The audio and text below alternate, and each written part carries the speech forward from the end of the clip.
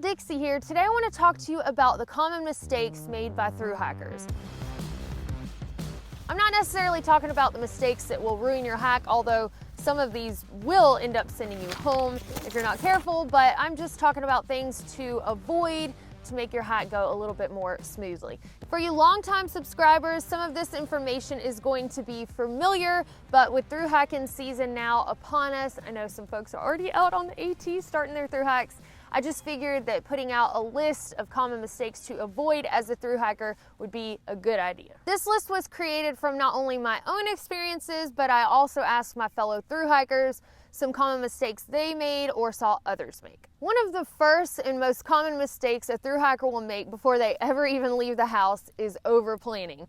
If you've got a sheet of paper in front of you that has your entire schedule from day one through 5 to 6 months or however long you're aiming to take on your thru-hike, and you've got all of the places detailed on where you're gonna stay, where you're gonna camp, where you're gonna resupply, you can probably just take that sheet of paper, ball it up, and toss it in the trash, because chances are your plan is gonna change. Now, I'm not saying it's a bad idea to look at things if that helps you relax a little bit and get an idea in your head of places you might want to stop or camp, and especially to look at 1 to 2 stretches ahead of where you're at, just so you get a feel for maybe how much food you need to carry, etc. Those are good ideas. I'm just saying that you don't have to have this obsessive, detailed plan to be successful on a thru-hike. Overplanning can also appear in food prep for a thru-hike.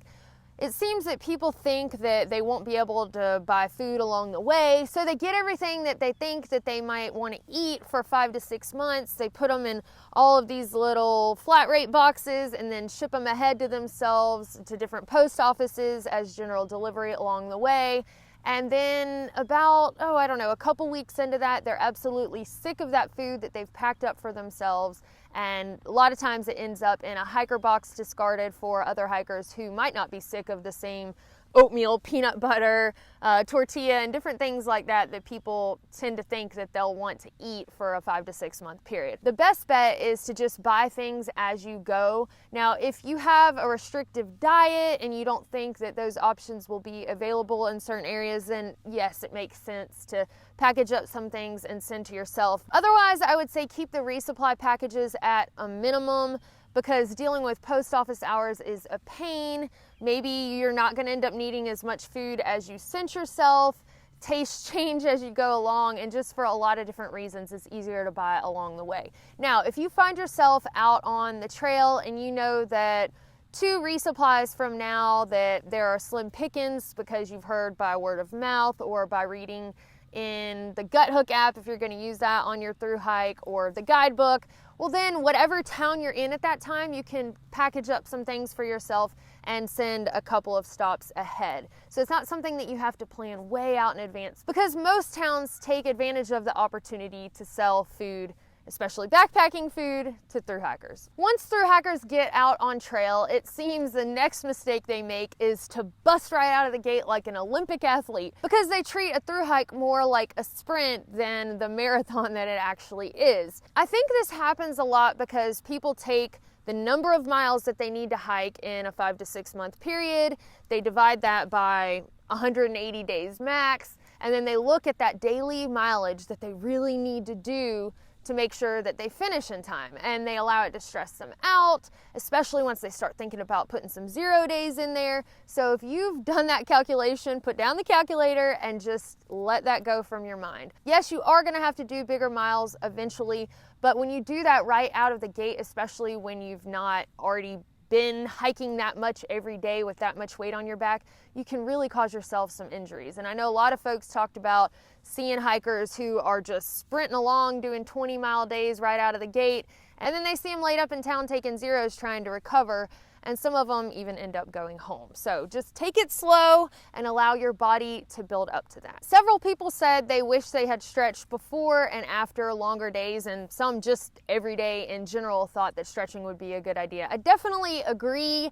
I did not make more time for this myself, and it probably could have helped me prevent the plantar fasciitis that I suffered from on the Appalachian Trail. So anytime I felt a twinge in my foot from there on out, I always made sure that I was doing some stretching in the morning, during the day, and at night. An easy mistake to make is not listening to your body. If your knee hurts, stop and take a break. Stop and take a 0 if you have to. If you feel a hot spot on your foot, or if you even think you feel a hot spot, you should stop and check that out and try to do something to break that friction so you don't end up with blisters. Because when people don't take those little nagging sensations seriously, they can turn into a big injury. And yes, even blisters that aren't taken seriously can cause a huge issue. I've seen infected blisters or blisters the size of the bottom of somebody's foot, and had they just handled it immediately, even if that meant swapping out footwear or taking a 0, it probably would have saved them more money and more time down the line. That brings me into foot care. Not taking care of your feet properly is a huge mistake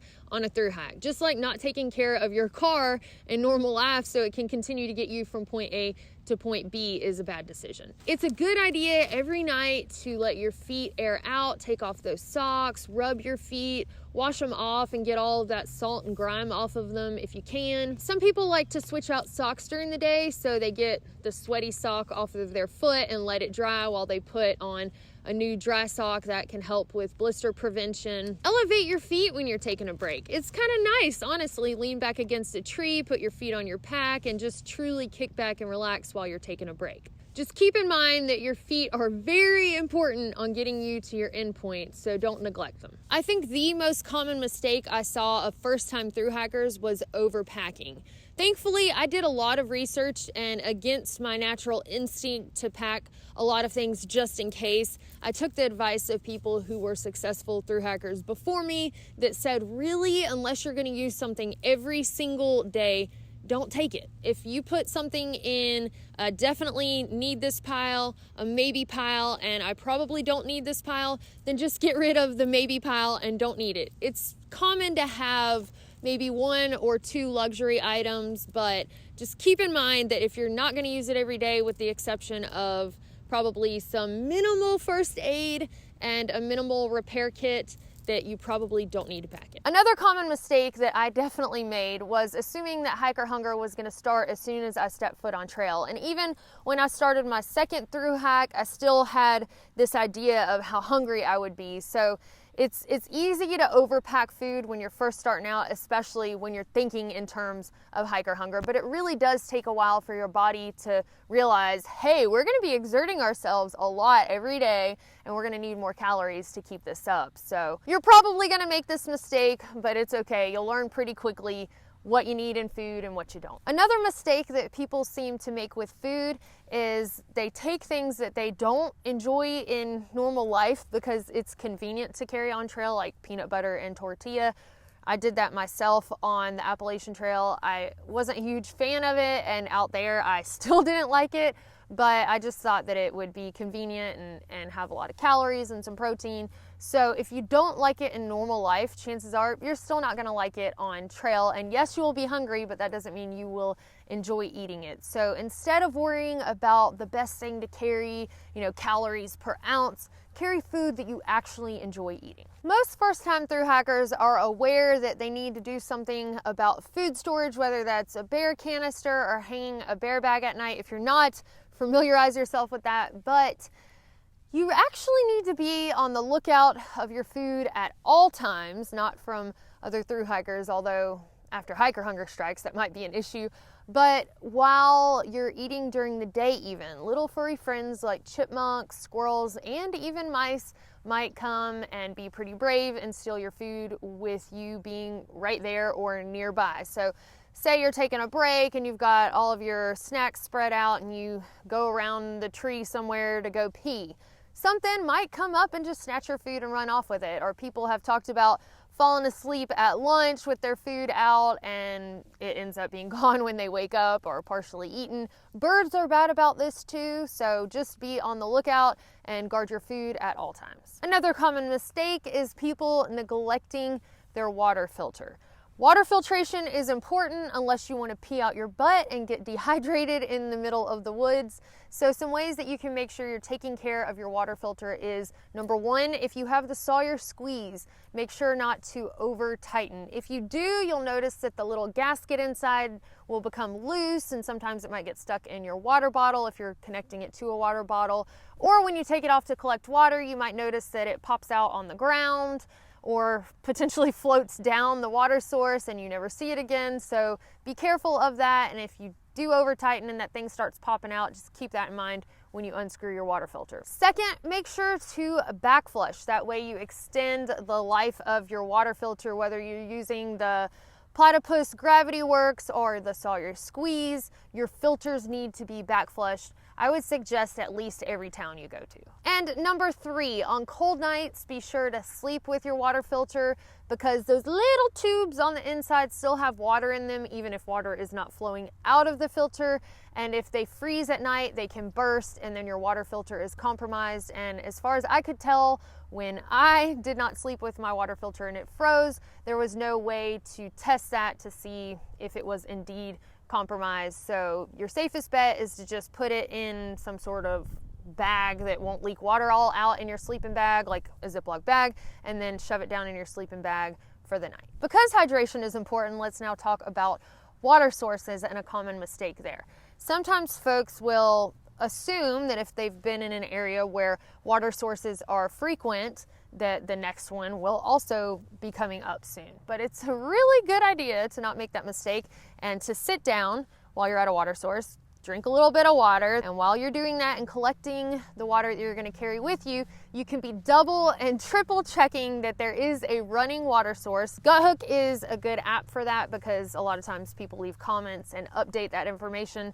So you can check Guthook and then be sure that you have enough water to go from the source you're at to the next one. One common mistake that is often detrimental to a thru hike is insufficient funds or not budgeting properly. You might think that you can kind of cut some corners with your budget by saying that you won't stay in town that often. But the truth is, when you're sitting in the comfort of your home, you have no idea how bad your feet are gonna ache while you're out there. You have no idea how exhausted you're gonna be, how much you'll want a warm meal when you get to town. You're probably gonna wanna stay in town more nights than you think you will. So whatever you're aiming for pampering of your body, you can probably go ahead and double that number, just so you allow yourself some time in case you do have an injury. And also, you should allow for some gear changes. Even if you've been out section hiking for a week to 2 weeks and you feel pretty confident about the gear that you're going to use, allow for some upgrades, because the truth is your body can deal with a lot more suffering for 1 to 2 weeks than it can for 5 to 6 months with that same gear. You might not even know there's an issue until you use a piece of gear for a month or more. One example is footwear. Some people think that they do just fine with boots or a certain pair of trail runners, and then they get out there and have chronic blisters that they didn't experience during section hikes, and now they've got to go through another 1 or 2 pairs before they actually find what works for them. So allow for that. That way money doesn't end up being the end of your thru hike. One common mistake that seems to be complained about by other people, not individuals themselves, is folks who don't follow leave no trace principles. I have a whole video dedicated to this, so make sure you familiarize yourself with the leave no trace principles. They are important to making sure that everyone can continue to enjoy these long distance hiking trails for generations to come. A mistake that some thru hikers make is not following the advice, hack your own hike. Now that can be overused or even misused, but what it basically means is you have to be true to yourself and accomplish the things that you want to on your hike the way you want to do them. It can be easy to kind of fall in with a group, and you might enjoy being around those people so much that maybe you don't quite do things the way that you want to, and then you end up regretting that later. For example, you might be hiking through a really beautiful part of the trail that you've been looking forward to, and then you get with this group and they're wanting to do more miles, and you end up rushing through and regretting that later. And maybe you're a social butterfly and the whole point of you getting out there on the hike is to enjoy the social aspect of it. But if you are somebody who wants to be a solo hiker at times and you've been with a group for a while, don't feel guilty about breaking apart and spending some time alone if that's something that is a goal of yours while you're out on the thru hike. And if they're your real friends, then they'll understand, and chances are you'll probably see them down the trail anyway. One mistake people reported on is not freeing themselves from obligations at home. And I was guilty of this myself. I had siblings who graduated every time I did a thru hike, and I have no regrets on going home and making sure I was there for that graduation. But I could have done things a little bit differently, like maybe going southbound after the graduation was over instead of traveling home and still trying to squeeze in a northbound thru hike. It did put some pressure on me to try to get done in time. So it's really the best idea, speaking from experience, if you can clear your schedule of everything, whether that means you have to do things in a little bit different way, but just having the freedom to be on the trail and just enjoy that and really immerse yourself in it is probably a wonderful thing, and takes a lot of the pressure and stress off of having a certain date that you have to be somewhere. And that might even be having an obligation to get home to at a certain time, or maybe even booking a flight ahead of time and then having that date in your mind that whole thru hike, like I have to be at this certain place at this certain time, and you feel rushed the whole time, or you don't just truly get to enjoy the freedom of the thru hike. So if you're at all able to clear yourself of obligations, then that's probably the best way to go about doing things. One big problem that I think occurs with people who backpack in general, not just thru hiking, is that they have this preconceived idea that backpacking is all sunsets and roses and Instagram posts, when a lot of times it's brutal, it's suffering, it's misery. It's just not gonna always be wonderful. And a lot of times it is. A lot of times there are beautiful views and things that are, Instagram worthy, but it's a package deal. So you have to know the really bad days to truly appreciate the good ones. And I think mentally preparing for that, especially for a thru hike, is so important. You have to know why you're going out there, what you expect to achieve in your life, and realizing that a lot of that too is going to happen retrospectively. You're not going to be out there and go, wow, I've had this amazing epiphany. You might, but not everyone does, and some people don't really see the changes in themselves until afterwards, and then you probably romanticize it and long for the trail again. But just when you go out there, realize that sometimes you're just going to have to embrace the suck, because it's not going to always be beautiful weather and sunshines and roses and fuzzy feelings from point A to point B. I thought it was interesting that some past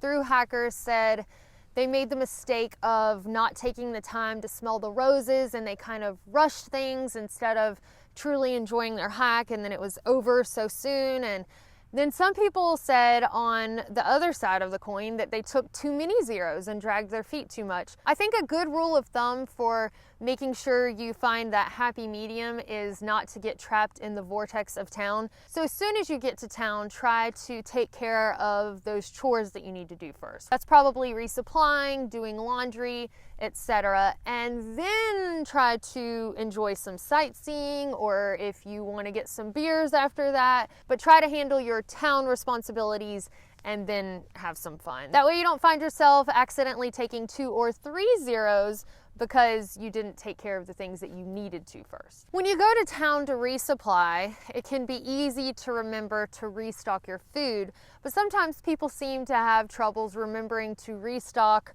their toilet paper. I actually did this one time, maybe even more than one time, and have found that the moss that grows on the trees out west, I guess it's probably some form of lichen too, works well when you run out of toilet paper. But hopefully if you put this in your mind, that's one thing you don't want to forget, that'll be helpful. And if not, be familiar with your leaves and such so you don't end up wiping with the wrong thing. Some people make the mistake of treating a thru hike like it's their job. But a thru hike is often people's first chance at experiencing freedom and doing what they want every day, kind of when they want to do it, and just letting themselves be. So make sure that you don't get out there and just over schedule things for yourself. Just relax, enjoy yourself, and make sure that you truly soak in the experience that a lot of times is a once in a lifetime type thing.